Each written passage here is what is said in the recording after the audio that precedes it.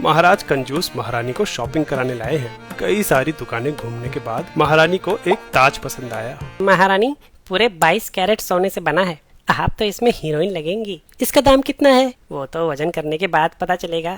दुकानदार ने इधर उधर देखा। आज तो मैं तराजू लाना ही भूल गया। तो दुकान क्यों खोली?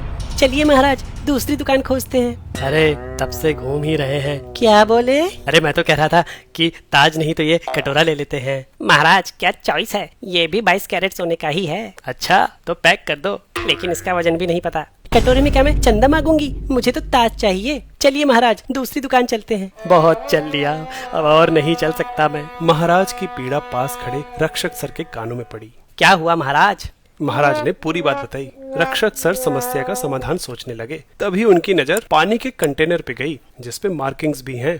आइडिया, ताज का वजन कटोरे से पता कर सकते हैं।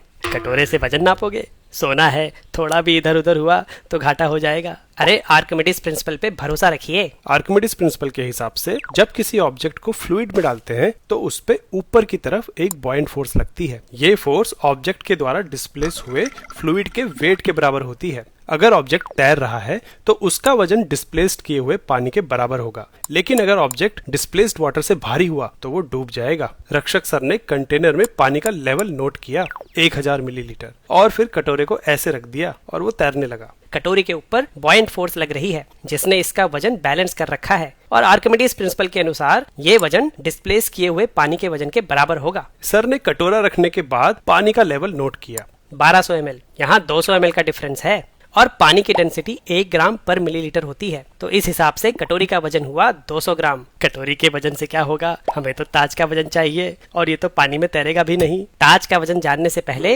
इस सोने की डेंसिटी पता करनी पड़ेगी। रक्षक सर ने कटोरे को पूरा डुबा दिया और पानी का लेवल 1011 मिलीलीटर हो गया। कटोरे का वॉल्यूम 11 मिलीलीटर यानी 11 क्यूबिक सेंटीमीटर है। अगर इसके वजन से इसे डिवाइड करें तो सोने की डेंसिटी आ जाएगी 18.18 ग्राम पर सेंटीमीटर क्यूब।